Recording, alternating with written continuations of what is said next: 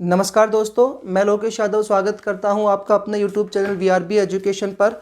दोस्तों, अपन ने जो आर्मी स्पेशल अग्निवीर वाला जो बैच स्टार्ट किया हुआ है उसमें आप लोग हमसे जुड़े ताकि आप अच्छे से तैयारी कर सकें और इसी को रेगुलर करते हुए अपन जो है जिसने अपन ने जो जीके वाला पोर्शन मैंने किया हुआ है उसमें हमने ज्योग्राफी की सीरीज स्टार्ट की है। और ज्योग्राफी की सीरीज में हमने जो पीछे वाली जो वीडियो थी उसको दक्षिण के प्रायद्वीपीय पठारी प्रदेश यानी कि भारत के भौतिक प्रदेशों में अपने पढ़ रहे हैं। तो उस टॉपिक वाला जो था उसका भारत के भौतिक प्रदेश उसको अपन ने 4 भागों में बांटा था। पहला उत्तर का पर्वतीय प्रदेश जिसमें हिमालय पर्वतमाला को हमने अच्छे से क्लियर किया। हिमालय के 4 भाग होते हैं, नदियों के आधार पर, ऊंचाई के आधार पर, निर्माण के आधार पर पढ़ा है। उसके बाद दूसरा टॉपिक हमने जाना था जलोढ़ मैदानी प्रदेश, जो नदियों वाला भाग है उसको अच्छे से क्लियर किया। सिंधु सतलज का, गंगा यमुना का, ब्रह्मपुत्र का, जितने भी क्वेश्चन आपके पेपर में आते हैं उतना ही पढ़ा रहे हैं, ना कुछ ज्यादा ना कुछ कम। उसके बाद दोस्तों तीसरा पॉइंट इसमें हमने जाना था कि जो दक्षिण का प्रायद्वीपीय पठारी प्रदेश, उस टॉपिक का दोस्तों एक वीडियो अपलोड कर दी जा चुकी है, आप उसको जरूर देखिएगा। आज उसी टॉपिक का दूसरा पॉइंट आता है, तो ये टॉपिक है दक्षिण का प्रायद्वीपीय पठारी प्रदेश। दक्षिण का प्रायद्वीपीय पठारी प्रदेश, इससे रिलेटेड हमने कुछ जान लिया है, वो क्या क्या पढ़ चुके हैं उस वाली वीडियो में एक बार रिव्यू दे देते हैं। तो पहला टॉपिक हमने जाना था इसमें विंध्याचल पर्वतमाला को। विंध्याचल पर्वतमाला भारत को 2 भागों में बांटती है, एक उत्तरी गोलार्ध, दूसरा दक्षिणी गोलार्ध। उसके बाद दोस्तों अपन ने इसमें पढ़ा था अरावली पर्वतमाला को। ये जो अरावली पर्वतमाला है इसका विस्तार जो है गुजरात से फिर राजस्थान फिर हरियाणा फिर दिल्ली में राष्ट्रपति भवन, रायसीन हिल्स के नाम से 692 550 राजस्थान में सबसे ऊंची चोटी राजस्थान में स्थित है, माउंट आबू सिरोही में। गुरु शिखर नाम है, संतों का शिखर कहलाता है, लेकिन गुरु शिखर राजस्थान की नहीं बल्कि मध्य भारत की सबसे ऊंची चोटी आती है, हरियाणा में डोसे की पहाड़ी। तो उससे रिलेटेड हमने अरावली पर्वतमाला को पढ़ा। उसके बाद दोस्तों फिर हमने मध्य प्रदेश से रिलेटेड 3 पहाड़ियां पढ़ी है।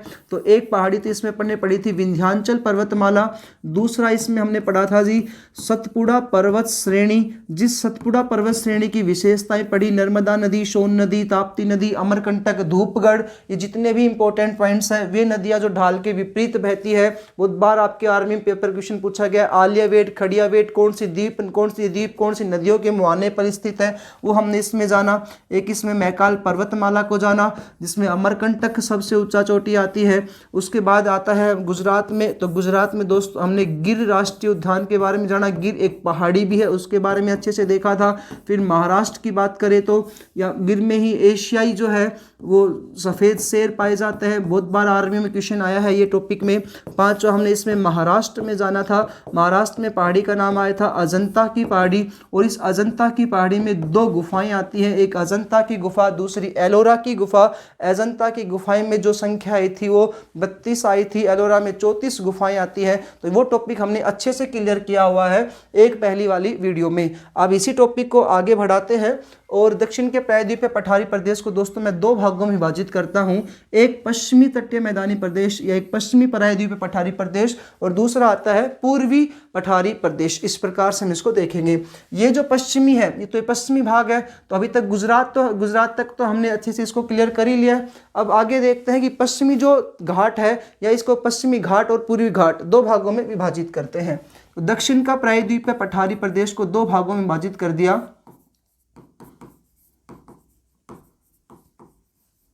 दक्षिण का प्रायद्वीपीय पठारी प्रदेश ये के 2 भाग बने। एक भाग तो बन गया पूर्वी घाट, तो ये पूर्वी घाट है, और एक घाट बनेगा इसमें पश्चिमी घाट। इस पश्चिमी घाट को कहा जाता है सह्याद्री पर्वत भी। इस पश्चिमी घाट का दूसरा नाम आता है सह्याद्री पर्वतमाला। और दोस्तों पूर्वी घाट को कहा जाता है महेंद्रगिरी। तो महेंद्रगिरी पर्वतमाला है यहाँ पे इस वजह से। तो पूर्वी घाट और पश्चिमी घाट 2 भागों में हमने इसको बांटा है। स्टार्ट करते हैं अपन पश्चिमी घाट को। दक्षिण का प्रायद्वीपीय पठारी प्रदेश, अभी तक जो मैंने आपको बताया, पीछे वाली जो वीडियो बताई थी उसमें पहाड़ वगैरह के बारे में बताया, कौन सा पठार कहाँ पर है, कौन सी नदियाँ निकलती है वो बताया है। अब इस टॉपिक को मैं 2 भागों में विभाजित करता हूँ, एक पश्चिमी घाट का और दूसरा कौन सा आ गया पूर्वी घाट का। पश्चिमी घाट का नाम आता है सह्याद्री पर्वत और पूर्वी घाट का नाम आता है महेंद्रगिरी पर्वत। अब स्टार्ट करते हैं अपन पश्चिमी घाट सह्याद्री पर्वत को। जैसे अपन यहाँ स्टार्ट करें तो सबसे पहले राज्य आता है गुजरात, गुजरात के बाद आता है महाराष्ट्र राज्य, महाराष्ट्र के बाद फिर आता है गोवा, गोवा के बाद कर्नाटक, कर्नाटक के बाद केरल, केरल के बाद तमिलनाडु, उसके बाद आंध्र प्रदेश, उसके बाद उड़ीसा, उड़ीसा के बाद पश्चिमी बंगाल। इस प्रकार से यहाँ तक का स्थान है। और फिर भारत के पूर्वोत्तर जो राज्य हैं, गारो, खासी, जयंतिया, मेघालय में, तो वो सब कुछ अपन आगे पढ़ेंगे। कार्बी एंग्लोंग का पठार, शिलोंग का पठार। तो पूर्वी घाट और पश्चिमी घाट दो भागों में इसको विभाजित करते हैं। पहला पॉइंट करते हैं पश्चिमी घाट। पश्चिमी घाट का दूसरा नाम है सह्याद्री पर्वत। तो राज्यों के आधार पर पश्चिमी घाट और पूर्वी घाट दो भागों में अपन ने दक्षिण के प्रायद्वीपीय पठारी प्रदेश को विभाजित किया है। देखिए पहला पॉइंट कहता है कि पश्चिमी घाट पर्वत में आने जाने के लिए दर्रे बना रखे हैं। तो इस पर्वत श्रृंखला में आवागमन के लिए क्या बना रखे हैं? दर्रे। भारत में सर्वाधिक वर्षात वाला क्षेत्र कौन सा है? तो पश्चिमी घाट है। सर्वाधिक वर्षा है, सघन सदाबहार वन यहाँ पर मिलते हैं। सर्वाधिक वर्षा वाला क्षेत्र है, सघन सदाबहार वन वाला क्षेत्र है। संवर्ध जैव विविधता यहाँ पाई जाती है।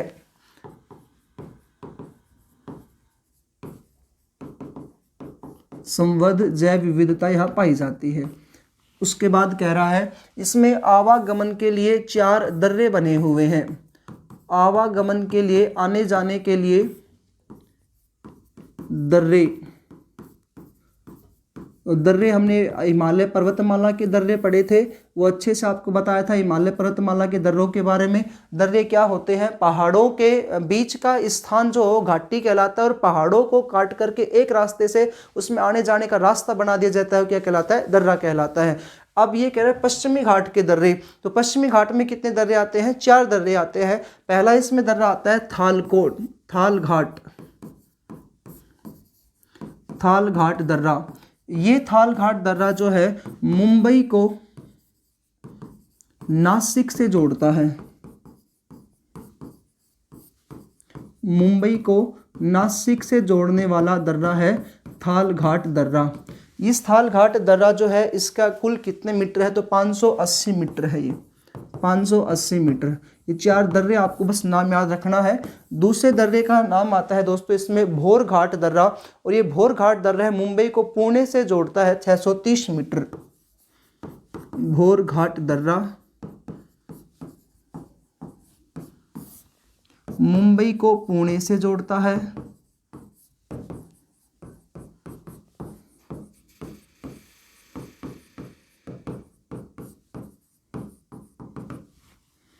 ये है 630 मीटर। तीसरा दर्रा आता है इसमें दोस्तों सिनकोट दर्रा या पालकाट दर्रा। तीसरा दर्रा है इसमें सिनकोट दर्रा। ये सिनकोट दर्रा जो है ये तिरुवनंतपुरम जो केरल राज्य में है उसको मदुरई से जोड़ता है, तमिलनाडु से। तिरुवनंतपुरम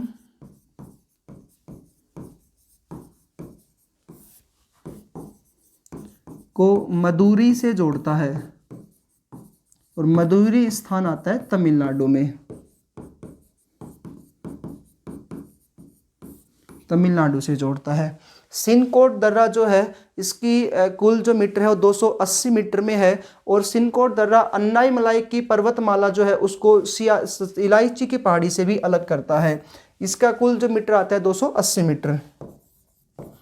280 मीटर में फैला है। इसकी एक विशेषता और देखते हैं कि दक्षिण में एक पहाड़ी या पर्वतमाला आती है अन्नामलाई पर्वतमाला। जिस अन्नामलाई पर्वतमाला की सबसे ऊंची चोटी आती है अन्नाईमुडी, जो दक्षिण भारत की सबसे ऊंची चोटी है। तो इस अन्नाईमलाई पर्वतमाला को इलायची की पर्वतमाला से जोड़ता है। इलायची पर्वतमाला या कार्डोमम पर्वतमाला से जोड़ता है सिनकोट दर्रा। और लास्ट इसमें आता है पाल घाट दर्रा।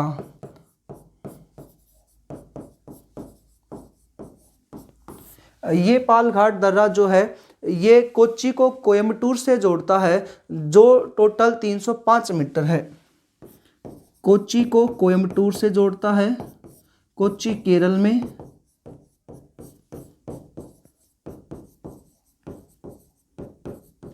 और कोयम्बटूर तमिलनाडु में। तमिलनाडु का सबसे बड़ा औद्योगिक शहर कौन सा है? कोयम्बटूर। कोच्चि को कोयम्बटूर से जोड़ता है।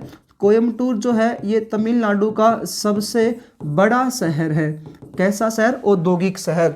और 306 मीटर इसका दर्रे की लंबाई है, 306 मीटर है। जैसे ये अन्नामलाई पर्वतमाला को इलायची के पर्वतमाला से कौन सा दर्रा जोड़ता है? सिनकोट दर्रा जोड़ता है। ऐसे ही ये जो पालकोट दो दर्रा है ये नीलगिरी की पहाड़ी को अन्नामलाई की पहाड़ी से जोड़ता है। अन्नामलाई पहाड़ी और नीलगिरी की पहाड़ी को जोड़ने वाला दर्रा आता है इसमें पालघाट दर्रा। नीलगिरी की पहाड़ी को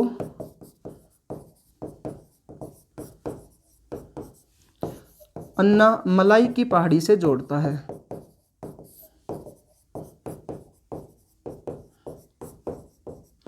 तो पहला पॉइंट अपन ने पढ़ा है इस पश्चिमी घाट पर्वत में कि इसका नाम आता है सह्याद्री पर्वत। सर्वाधिक वर्षा वाला क्षेत्र, सघन सदाबहार वन पाए जाते हैं, संवर्ध जैव विविधता पाई जाती है। आवागमन के लिए 4 दर्रे बना रखे हैं। दर्रे वेरी वेरी इंपॉर्टेंट है। पहला दर्रा है थालघाट दर्रा, भोरघाट दर्रा, सिनकोट दर्रा और फिर आता है पालघाट दर्रा। मुंबई को नासिक से कौन सा जोड़ेगा? मुंबई को पुणे से कौन सा जोड़ेगा? कोच्चि को कोयम्बटूर से कौन सा जोड़ेगा? केरल को तिरुवनंतपुरम से कौन सा जोड़ेगा? ये है अन्नामलाई पर्वतमाला इलायची को जोड़ेगा। नीलगिरी की पहाड़ी को अन्नामलाई से जोड़ेगा। तो ये है भाई तुरंत इस प्रकार के दर्रे आपको याद रखने हैं पश्चिमी घाट पर्वतमाला का। एक टॉपिक हुआ क्लियर। दूसरा टॉपिक बात करते हैं पश्चिमी घाट पर्वत के सर्वोच्च शिखर। तो दूसरा पॉइंट आता है पश्चिमी घाट पर्वत के सर्वोच्च शिखर। ये वेरी वेरी इंपॉर्टेंट है। तो पश्चिमी घाट पर्वत जो है अपन ने इसको प्रायद्वीपीय पठारी प्रदेश को 2 भागों में बांटा है, पूर्वी घाट और पश्चिमी घाट। पश्चिमी घाट पर्वत के सर्वोच्च शिखर, शिखर यानी चोटी, तो ये इंपॉर्टेंट पॉइंट है। सर्वोच्च शिखर जैसे मैंने आपको बताया अरावली सबसे ऊंची चोटी मध्य भारत की, विश्व की सबसे ऊंची चोटी माउंट एवरेस्ट, भारत की सबसे ऊंची चोटी K2, भारत में स्थित भारत की सबसे ऊंची चोटी कंचनजंगा। ऐसे ही यहाँ पर अब आगे बताऊंगा आपको दक्षिण भारत की सबसे ऊंची चोटी। तो बच्चा दक्षिण भारत की सबसे ऊंची चोटी कौन सी आती है? तो है अन्नाई मूडी। और एक फिर बताऊंगा दोदा बेटा, वो अभी आपको आगे बताऊंगा, ठीक है। तो पश्चिमी घाट पर्वत में सर्वोच्च शिखर कौन कौन सा है इसको अपन देखते हैं। तो दोस्तों देखिए किस प्रकार से स्टार्ट होता है। तो मैं वैसे ही राज्य वगैरह बना देता हूँ। पहला राज्य आता है महाराष्ट्र, दूसरा है भाई इसमें बेटा कर्नाटक, तीसरा है जी केरल राज्य, और चौथा आता है इसमें तमिलनाडु राज्य। इस प्रकार से, ठीक है भाई। देखिएगा महाराष्ट्र की सबसे ऊंचा जो चोटी है वो आती है कलसुबाई। वैसे आपको इनका इतना से याद रखना है कि महाराष्ट्र में सर्वोच्च शिखर कौन सा है? कलसुबाई। बस इतना भी याद कर लोगे, पेपर में इतना ही पूछेगा सर्वोच्च शिखर कौन सा है, या दक्षिण भारत में सर्वोच्च शिखर कौन सा है, उनमें से भी नाम वगैरह दे देगा, इनका क्रम वगैरह दे देता है। ये 1664 मीटर ऊंचा है। मीटर में फिर कह रहा हूँ कोई खास नहीं है, बस विश्व की सबसे चोटी, विश्व की दूसरी, भारत की पहली, भारत की दूसरी, भारत की पहली, इस भारत में स्थित भारत की पहली, मध्य भारत की, दक्षिणी भारत की, ये 4-5 याद रखनी है आपको, ठीक है। दूसरा बात करते हैं बच्चा कर्नाटक में। कर्नाटक में आता है कुद्रेमुख जो 1892 मीटर ऊंचा है। कर्नाटक की सबसे ऊंची चोटी आती है कुद्रेमुख जो 1892 मीटर ऊंचा है। फिर बात करें केरल में। केरल में है बच्चा अगस्थमलाई, अगस्थमलाई, और ये जो अगस्थमलाई जो है ये 1993 मीटर ऊंचा है, 1993 मीटर ऊंची है। फिर है तमिलनाडु वाले क्षेत्र में। अब यहाँ पर आती है अन्नाईमलाई पर्वतमाला, और इस अन्नाईमलाई पर्वतमाला की सबसे ऊंची चोटी आती है अन्नाईमुडी जो 2696 मीटर ऊंची है। तो तमिलनाडु में आता है बच्चा अन्नामलाई पर्वतमाला, अन्नाईमुडी लिख देता हूँ, आप समझ जाना। अन्नाईमुडी पर्वतमाला, अन्नाईमुडी सबसे ऊंची चोटी है। अन्नाईमुडी पर्वतमाला को, अन्नाईमुडी कौन से पर्वतमाला पर स्थित है? तो अन्नामलाई पर्वतमाला पर।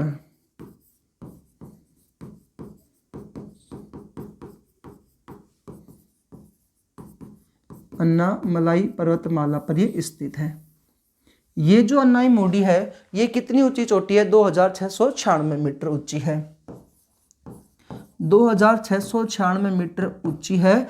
नोट डाल के यहाँ पॉइंट लिख रहा हूँ, यह तमिलनाडु ही नहीं बल्कि दक्षिणी भारत की सबसे ऊंची चोटी है।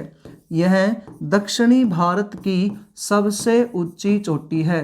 तो आपके आर्मी से रिलेटेड या जितने भी भर्तियां होती है उसमें ये बहुत बार पूछा जाता है कि सबसे ऊंची चोटी बताओ। तो दोस्तों सबसे ऊंची चोटियों के मैं फिर से लिख देता हूँ, पॉइंट जो है वो विश्व की सबसे ऊंची चोटी या विश्व की फर्स्ट सबसे ऊंची चोटी तो आप जानते ही हो माउंट एवरेस्ट है।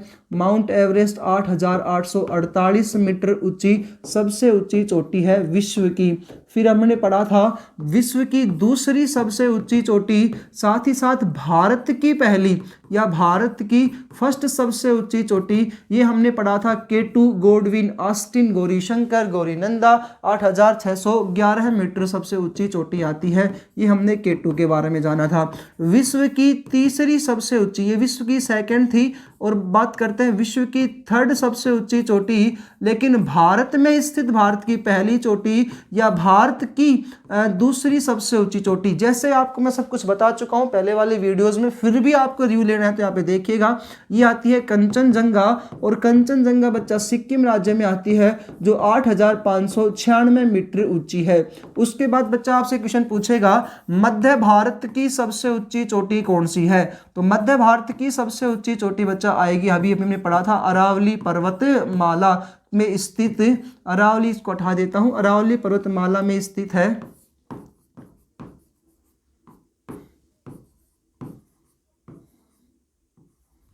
अरावली पर्वतमाला में स्थित है, संतों का शिखर उसको बोलते हैं, उसका नाम है गुरु शिखर। ये मध्य भारत की सबसे ऊंची चोटी है। कितनी? 1722 मीटर या 1727 मीटर ऊंची चोटी है। उसके बाद पांचवा पॉइंट आता है दक्षिणी भारत की सबसे ऊंची चोटी।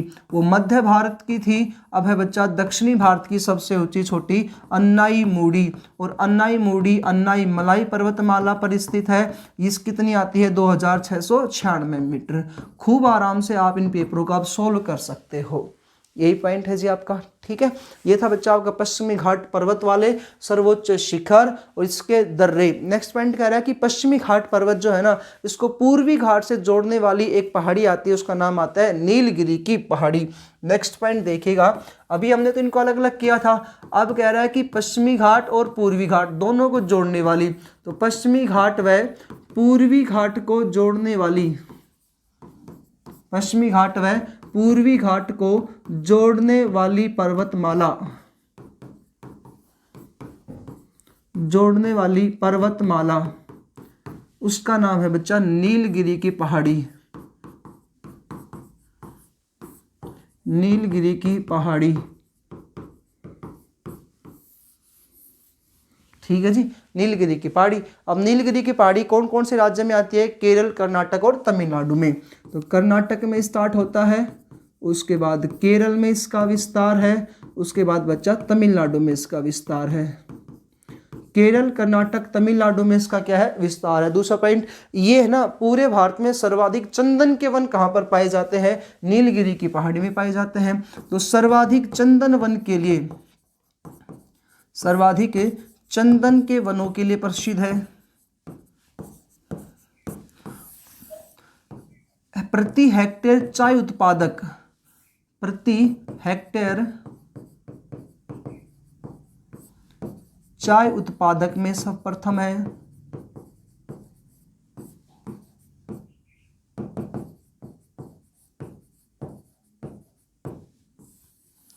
एक बच्चा जलप्रपात है, उसका नाम है पायकारा जलप्रपात, उसके लिए इंपॉर्टेंट है।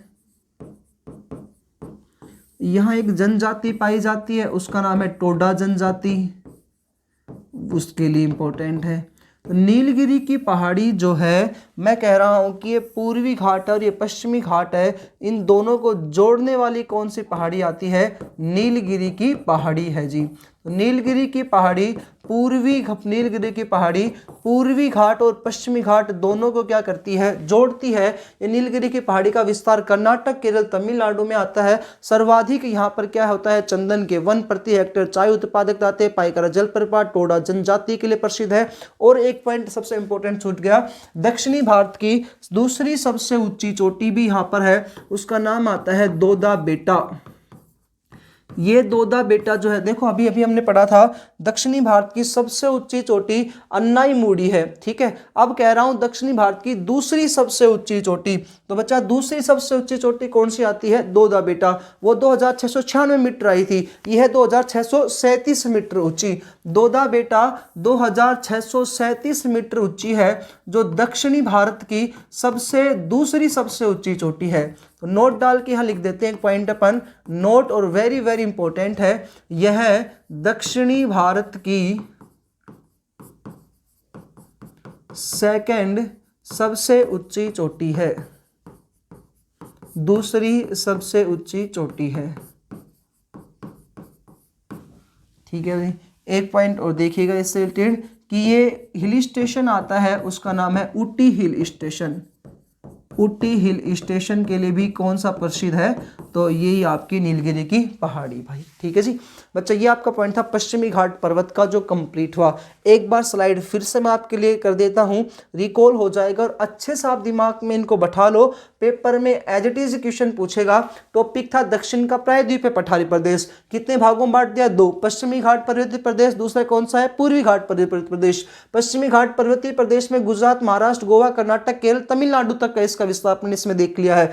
आगे पॉइंट कह रहा है कि जो पश्चिमी घाट पर्वत को सह्याद्री पर्वतमाला भी कहा जाता है, ये सर्वाधिक बरसात के लिए, सदाबहार वनों के लिए, सर्वाधिक या संवर्ध जैव विविधता के लिए प्रसिद्ध है। आवागमन के लिए 4 दर्रे बना रखे हैं। कौन कौन से दर्रे आते हैं, थालघोट दर्रा, भोरघाट दर्रा, सिनकोट दर्रा और पालघाट दर्रा। अब इनके रिलेटेड जितने क्वेश्चन है, मुंबई को नासिक से कौन जोड़ता है, मुंबई को पुणे से कौन जोड़ता है, केरल को तिरुवनंतपुरम से कौन सा जोड़ा है, केरल या तिरुवनंतपुरम को मदुरै से कौन जोड़ता है। फिर है बच्चा ये अपने पढ़ा था, क्या नाम है, पालघाट दर्रा कोच्चि को कोयम्बटूर से जोड़ता है। अन्नामलाई और इलायची की पहाड़ी को जोड़ता कौन है, और नीलगिरी और अन्नामलाई की पहाड़ी को कौन सा जोड़ता है, इस टॉपिक में आपको देखना है। नेक्स्ट पॉइंट है पश्चिमी घाट पर्वत के सर्वोच्च शिखर। अब शिखरों की अपने बात की, महाराष्ट्र में सर्वोच्च शिखर आता है कलसुबाई, कर्नाटक में अच्छा कुद्रेमुख आता है, केरल में अगस्त्यमलाई आता है, तमिलनाडु में इसमें आता है अन्नाईमुड़ी। अन्नाईमुड़ी कौन सी पर्वतमाला पर स्थित है, अन्नामलाई पर्वतमाला पर स्थित है। विश्व की सबसे छोटी माउंट एवरेस्ट, भारत की सबसे छोटी K2 भारत में स्थित, भारत की सबसे ऊंची चोटी कंचनजंगा,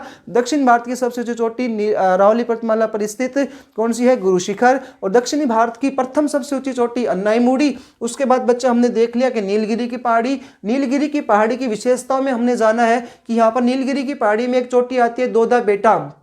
ये दोदा बेटा 2637 मीटर दक्षिणी भारत की दूसरी सबसे ऊंची चोटी आती है। प्रति हेक्टेयर चाय उत्पादक में, सर्वाधिक चंदन के वनों में, ऊटी हिल स्टेशन में, पाइकरा जलप्रपात, टोडा जनजाति, कर्नाटक, केरल, तमिलनाडु में इसका विस्तार है। ये नीलगिरी की पहाड़ी जो है पूर्वी पश्चिमी घाट और पूर्वी घाट को क्या करती है, जोड़ने का काम करती है, ठीक है भाई। अब बात करते हैं अपन पूर्वी घाट की। पूर्वी घाट की अच्छे से इनको टॉपिक वाइज समझिएगा।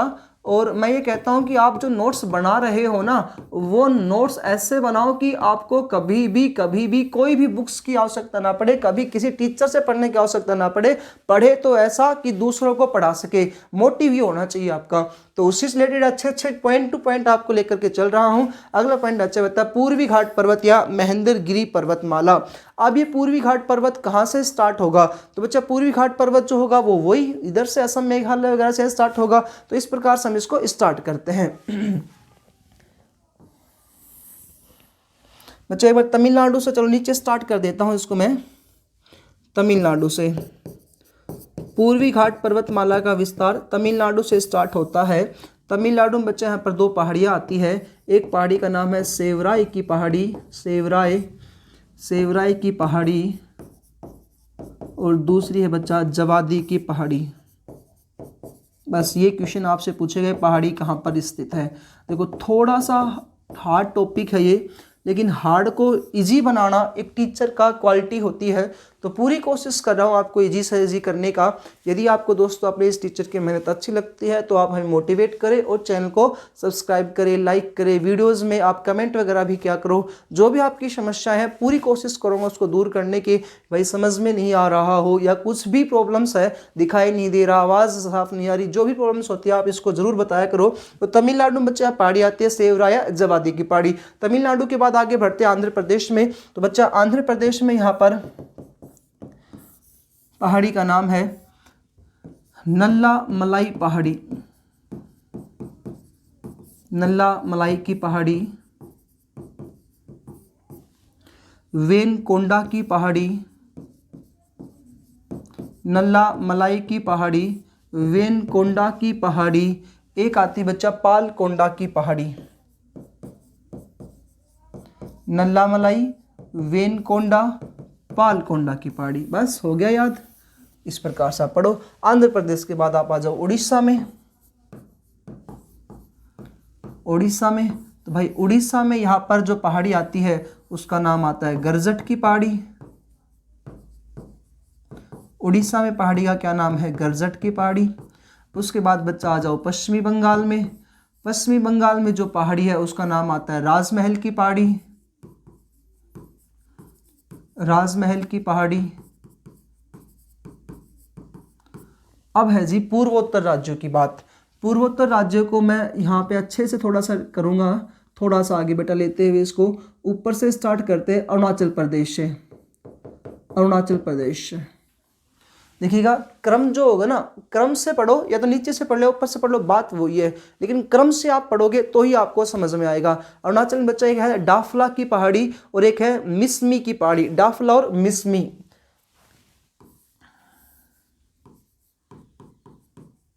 डाफला और एक है मिसमी की पहाड़ी। डाफला और मिसमी की पहाड़ी। अरुणाचल प्रदेश के बाद बच्चा थोड़ा सा नीचे आते हैं तो अपन नागालैंड में। नागालैंड में नागा पहाड़ियां वेरी वेरी इंपॉर्टेंट है।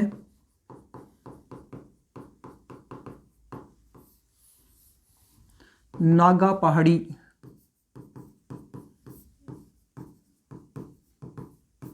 अरुणाचल प्रदेश के बाद नागालैंड में आई। नागालैंड के बाद बच्चा आते हैं मिजोरम में, और मिजोरम में आते हैं मिजो पहाड़ियां। मिजोरम में है मिजो पहाड़ी।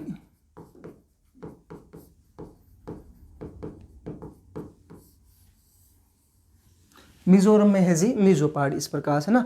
उसके बाद आते हैं जी असम और मेघालय की बात करते हैं। असम में बच्चा आते हैं कार्बो एंगलोंग का पठार। असम राज्य। असम को मैं थोड़ा सा यहाँ पे लेके आता हूँ। असम में है जी कार्बो एंगलोंग का पठार। वेरी वेरी इंपॉर्टेंट है, बहुत बार पेपर में पूछा गया है ये कार्बो एंगलोंग का पठार कहाँ पर स्थित है। तो कार्बो एंगलोंग का पठार। अब इस कार्बो एंगलोंग के पठार में 3 प्रकार की किप्पाकार आकृति की पहाड़ियाँ और पाई जाती है। उसका नाम है गारो, दूसरा है बच्चा खासी, और तीसरा आती है इसमें जयंती। गारो, खासी, जयंतिया की पहाड़ी। ठीक है। पठार का नाम कार्बो एंगलोंग का पठार, और ये मेघालय में असम में कार्बो एंगलोंग का पठार। हाँ जी, असम में आता है कार्बो एंगलोंग का पठार बच्चा। मेघालय में आएगा गारो, खासी, जयंतिया का, माफ कीजिएगा, कार्बो एंगलोंग का पठार। बात करते हैं मेघालय राज्य की। इस मेघालय राज्य का यहाँ पे बना देता हूँ। मेघालय की राजधानी शिलोंग, तो इसका नाम आ गया शिलोंग का पठार। और शिलोंग का जो पठार है यहाँ पर 3 पहाड़ियाँ पाई जाती है।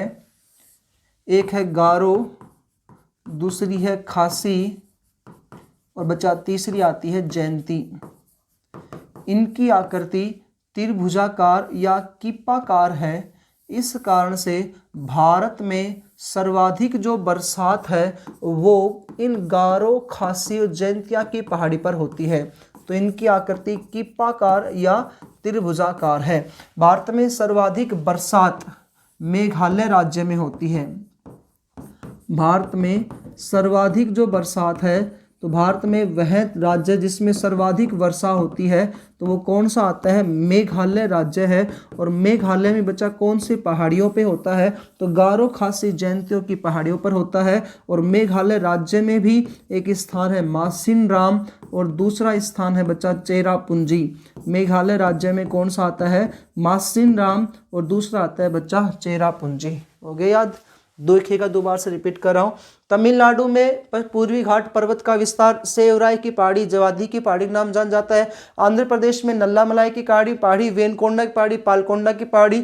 उड़ीसा में बच्चा गिरजट की पहाड़ी। पश्चिमी बंगाल में राजमहल की पहाड़ी। मेघालय में इसका विस्तार शिलोंग के पठार के नाम जाना जाता है, जहां पर 3 पहाड़ी आती है, गारो खासो जयंतिया कीपाकार आकृति है। भारत में सर्वाधिक बरसात मेघालय राज्य में होती है, स्थान मासिनराम और चेरापूंजी में होती है। रीजन क्या है, कीपाकार आकृति होने के कारण इन पहाड़ियों की। उसके बाद बच्चा असम में इसका विस्तार आता है, कार्बो एंगलोंग का पठार। मिजोरम में मिजो की पहाड़ियां, नागालैंड में नागा की पहाड़ी, अरुणाचल प्रदेश में डाफला या मिसमी की पहाड़ी के नाम से भी इनको जाना जाता है। क्लियर है जी। ये था आपका पूर्वी घाट वाला पॉइंट। नेक्स्ट पॉइंट कह रहा है कि इस पूर्वी घाट पर्वत में बच्चा एक सर्वोच्च शिखर आता है, उसका नाम आता है महेंद्रगिरी। एक पॉइंट और लिख देता हूं नोट डाल करके, पूर्वी घाट पर्वत का सर्वोच्च शिखर,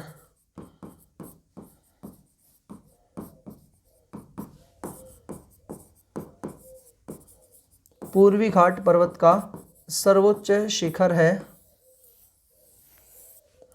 महेंद्रगिरी।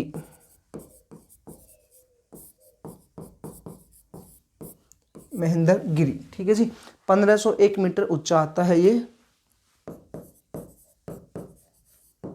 चलो जी आगे बढ़ते हैं। ये हुआ पूर्वी घाट और पश्चिमी घाट वाला पॉइंट। उसके बाद कुछ और थोड़ा सा बचता है, उसको और देख लेते हैं। दक्कन का पठार, नेक्स्ट पॉइंट आता है इसमें, दक्कन का पठार। दोस्तों बड़ा टॉपिक है, थोड़ा सा हार्ड है, लेकिन हार्ड को इजी बनाना आना चाहिए। खूब आराम से आप इनको सोल्व कर सकते हैं। दक्कन का पठार देखिएगा क्या पॉइंट है बच्चा, ज्वालामुखी क्रिया हुई और ज्वालामुखी क्रिया से यहाँ पर निकला लावा। और बेटा जब लावा निकलता है तो लावा क्या होता है, कुछ समय बाद जम जाता है और उसके जमने से बनती है चट्टाने। और बेटा चट्टान कैसे बनी, बेसाल्टिक चट्टाने।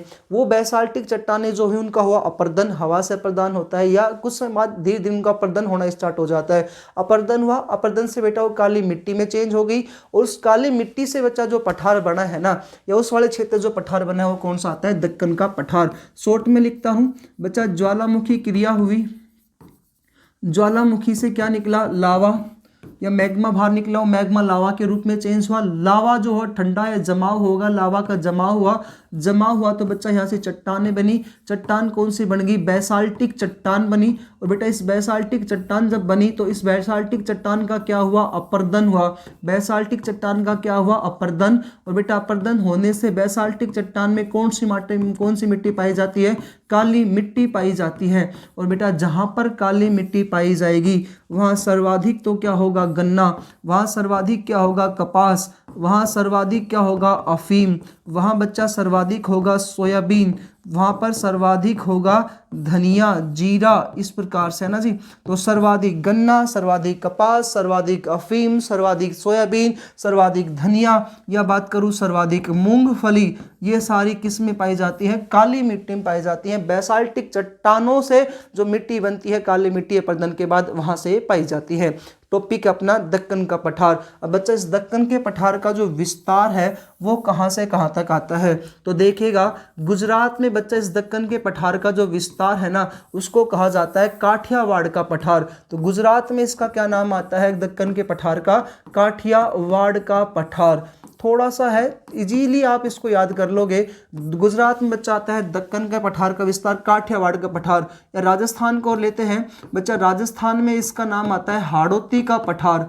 राजस्थान में इसको क्या नाम जाना जाता है, हाड़ौती का पठार। कोटा, बूंदी, बारा, झालावाड़ इन जिलों में फैला हुआ है। तो बेटा राजस्थान में इसका विस्तार आता है हाड़ौती का पठार। नेक्स्ट पॉइंट देखिएगा, राजस्थान प्लस मध्य प्रदेश, इन दोनों में बेटा इसका नाम आता है, संयुक्त रूप से नाम आता है मालवा का पठार। तो यदि आपसे राजस्थान का पूछे तो हाड़ौती का पठार, लेकिन राजस्थान मध्य प्रदेश दोनों का संयुक्त रूप से पूछे क्या कहोगे, मालवा का पठार के नाम से जाना जाता है।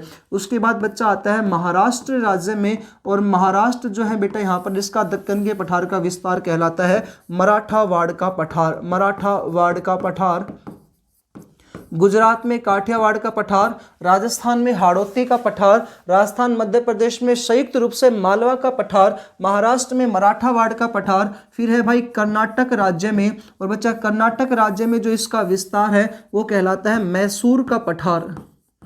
मैसूर का पठार एक बार देखा फटाक से याद होगा आपको, मैसूर का पठार कर्नाटक में। उसके बाद बच्चा आता है केरल राज्य में, और तमिलनाडु तेलंगाना में आता है बच्चा, इसका नाम वो है मध्य भारत का पठार। इसका विस्तार आता है तेलंगाना राज्य में लास्ट में, और वो कौन से में आता है जी, मध्य भारत में। तो इसका नाम है वहाँ पर मध्य भारत का पठार।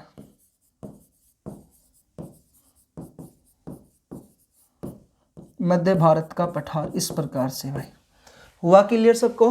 दक्कन के पठार का विस्तार कौन कौन से राज्य में, राजस्थान, मध्य प्रदेश, गुजरात, महाराष्ट्र, कर्नाटक, तेलंगाना। बस ज्वालामुखी क्रिया हुई बच्चा, ज्वालामुखी क्रिया से क्या निकला, लावा, लावा से जमाव हुआ, जमाव का बेसाल्टिक चट्टानों में चेंज हुआ, चट्टाने का अपर्दन हुआ, अपर्दन से काली मिट्टी बनी। इस काली मिट्टी वाला जो क्षेत्र आता है वो कौन कौन सा आता है, काली कछारी मिट्टी बोलते हैं काली मिट्टी को भी। तो किस किस क्षेत्रों में काली मिट्टी कछारी मिट्टी फैली हुई है, गुजरात, राजस्थान, मध्य प्रदेश, महाराष्ट्र, कर्नाटक और तेलंगाना वाले क्षेत्रों में। ठीक है जी, तेलंगाना में इसका विस्तार जो है मध्य भारत के पठार के नाम से जाना जाता है। अब कह रहा है कि पूरे भारत में सर्वाधिक जो गन्ना होता है वो कहां पर उत्पन्न होता है, आप जानते हो यूपी में आता है। लेकिन बेटा अगर यहां से अपन बात करते हैं गन्ने का तो सर्वाधिक यूपी में होता है, यूपी के बाद कहां पे आता है तो महाराष्ट्र में आता है। तो आप देख सकते हो कि सर्वाधिक गन्ने का उत्पादन काली मिट्टी वाले स्थान पर हुआ, ज्वालामुखी प्रक्रिया से बेसाल्टिक चट्टानों के प्रदन से हुआ है, और ये दक्कन के पठार वाले क्षेत्र में हुआ, महाराष्ट्र में। ठीक है भाई, आगे देखते हैं बच्चा। तो कह रहा है कि गन्ना सर्वाधिक जो होता है महाराष्ट्र में आता है, अफीम और सोयाबीन मध्य प्रदेश में आते हैं। अफीम और सोयाबीन ये सर्वाधिक कहां पर होते हैं, मध्य प्रदेश में होते हैं। बच्चा मूंगफली और कपास, आप जानते हो गुजरात राज्य में सर्वाधिक होता है मूंगफली और कपास। और धनिया वगैरह आपसे पूछे तो बेटा कहाँ पे होता है, ये राजस्थान में सर्वाधिक होता है। धनिया वगैरह कहाँ पे आता है, राजस्थान में आता है। ठीक है जी, ये आपका टॉपिक था छोटा सा दक्कन का पठार का। नेक्स्ट पॉइंट देखते हैं बच्चा, इसमें छोटा नागपुर का पठार।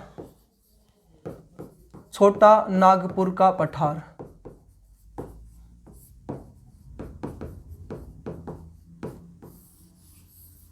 बेटा इस छोटा नागपुर के पठार के बारे में मैंने आपको पहले भी बताया था जब दामोदर नदी पढ़ाए तब। फिर से एक बार छोटा सा रिव्यू ले लेते हैं। तो बेटा ज्वालामुखी प्रक्रिया हुई, अब ज्वालामुखी प्रक्रिया से आग बाहर निकली। बेटा ज्वालामुखी क्रिया से मैग्मा, ज्वालामुखी प्रक्रिया से लावा बना, लावा निकला, लावा से बच्चा मैग्मा का दबाव आया, और मैग्मा के दबाव से बच्चा यहाँ पर एक भूभाग ऊपर उठ करके आ गया और गुंबद आकार में चेंज हो गया। उस गुंबद आकार में बेटा बाद में इसको क्या कौन सा राज्य बस गया यहाँ पे, तो झारखंड राज्य बस गया। उस झारखंड राज्य से या छोटा नागपुर के पठार को नाम जाना जाता है, भारत का रूर क्षेत्र कहलाता है। तो ज्वालामुखी क्रिया हुई बच्चा, मैग्मा का क्या आया, दबाव, और मैग्मा के दबाव से, मैग्मा का दबाव आया, मैग्मा के दबाव से यहाँ पर अगली क्रिया ये हुई कि यहाँ पर एक गुंबदाकार आकृति में चेंज हो गया, गुंबदाकार आकृति। तो इस प्रकार की आकृति बन गई, इसको बोलते हैं गुंबदाकार आकृति। गुंबदाकार आकृति बनी। बेटा इस गुंबदाकार आकृति के बाद जो हुआ, नेक्स्ट पॉइंट ये हुआ कि गुंबदाकार आकृति से यहाँ पर एक क्या बस गया, यहाँ पर राज्य बस गया। उस राज्य का क्या नाम आता है, झारखंड राज्य। इस झारखंड राज्य में भी बच्चा फिर कौन सा पठार बस गया, यहाँ पर नाम क्या पड़ गया इसका, छोटा नागपुर का पठार। छोटा नागपुर का पठार ये है झारखंड राज्य में। इसके बाद कहता है इस छोटा नागपुर के पठार के बिल्कुल मध्य में से एक नदी गुजर गई। बच्चा उस नदी का क्या नाम है, तो आप नदी का नाम दे दोगे, नदी का नाम है दामोदर नदी। कौन सी नदी दो भागों में बांटती है छोटा नागपुर के पठार को, तो दामोदर नदी जो है दो भागों में इसको विभाजित कर देती है। इसका जो उत्तरी भाग है छोटा नागपुर के पठार का, उत्तरी भाग जो है किस नाम से जाना जाता है, तो रांची का पठार कहलाता है। उत्तरी भाग रांची का पठार, और बच्चा दक्षिणी जो भाग है ये कहलाता है हजारीबाग का पठार। दक्षिणी भाग कहलाएगा हजारीबाग का पठार के नाम से जाना जाता है। वेरी वेरी इंपॉर्टेंट पॉइंट यहाँ पर अपन नोट करते हैं कि खनिजों की दृष्टि से ये भारत का रुर क्षेत्र है। खनिजों की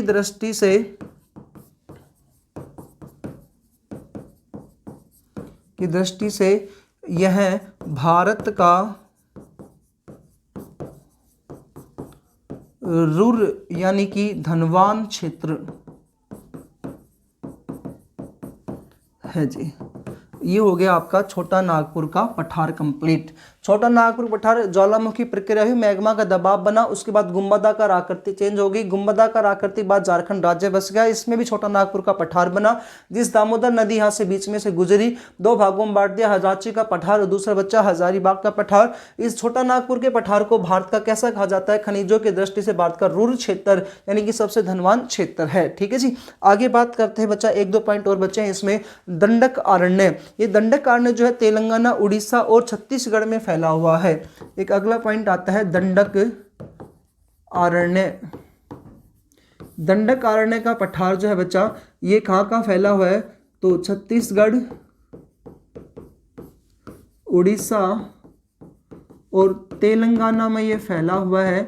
और बच्चा नेक्स्ट पॉइंट आता है कि नक्सलवाद से संबंधित है। भारत में सबसे ज़्यादा नक्सलवादी हमले वगैरह कहाँ पे होते हैं? तो दंडक अरण्य में होते हैं। उसके बाद आते हैं बुंदेलखंड का पठार। और बच्चा बुंदेलखंड का पहाड़ में इसलिए इंपॉर्टेंट है कि यहाँ से बीहड़ वगैरह बहुत बार पूछे जाते हैं। तो नेक्स्ट है बुंदेलखंड का पठार। बुंदेलखंड का पठार ये बच्चा कहाँ का फैला है? तो यूपी और एमपी में फैला हुआ है। बुंदेलखंड का पठार यूपी और एमपी में फैला हुआ है। नेक्स्ट पॉइंट आता है ये बीहड़ों से भरा हुआ है। तो बीहड़ों से भरा हुआ है कौन सा? बुंदेलखंड का पठार।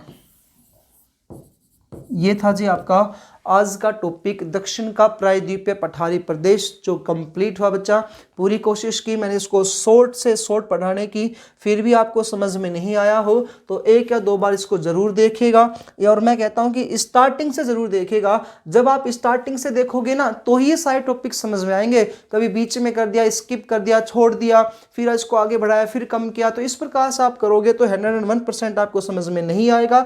रही बात क्वालिटी की, तो बच्चा कई बच्चे कहते हैं क्वालिटी थोड़ा सा इसको हाई कर। तो आप क्वालिटी को क्या होता है कि आपके यूट्यूब चैनल पर जब आप क्वालिटी वाले बटन पे जाओगे तो आप लोगों ने कई बार 144 कर रखा है, तो आप उसको 360 कर दो। जैसे आप 360 करोगे तो आपको एक एक शब्द अच्छे से इसको समझ में आ जाएगा। ये बच्चा आपका टॉपिक था आज का, दक्षिण का प्रायद्वीपीय पठारी प्रदेश। तो भारत के भौतिक प्रदेशों को आपने 4 भागों में बांटा था। पहला हिमालय पर्वतमाला, दूसरा आता है इसमें मध्यवर्ती जलोढ़ मैदानी प्रदेश, तीसरा बच्चा इस पठार दक्षिण का प्रायद्वीपीय पठारी प्रदेश। अब जो अगली जो वीडियो आएगी वो आएगी आपकी तटीय व द्वीप समूह वाला टॉपिक का। यदि वीडियो बच्चा आपको अच्छा लगता है तो वीडियो को आप शेयर करें दोस्तों के साथ। जितने भी जरूरतमंद दोस्त हैं उनके पास ज़रूर भेजें ताकि वो ज़्यादा से ज़्यादा हमसे जुड़े और जो हमारा जीरो से हीरो बनाने वाला जो फैक्ट है वो अच्छे से क्लियर हो सके। नेक्स्ट पॉइंट बच्चा ये भी कहना चाहता हूँ कि आप VRB एजुकेशन के ऐप से जुड़े, वहाँ पर टेस्ट सीरीज़ आपके लिए बना दी गई है। वो टेस्ट सीरीज़ आपके लिए समझो कि रामबाण साबित होगा आपके पेपर के लिए, और आपके पास ज़्यादा टाइम भी नहीं है आर्मी वालों के लिए। ध्यान से जरूर देखिएगा, अच्छे से पढ़िएगा। मिलते हैं दोस्तों फिर किसी दूसरी अन्य वीडियो में। जय हिंद, जय भारत।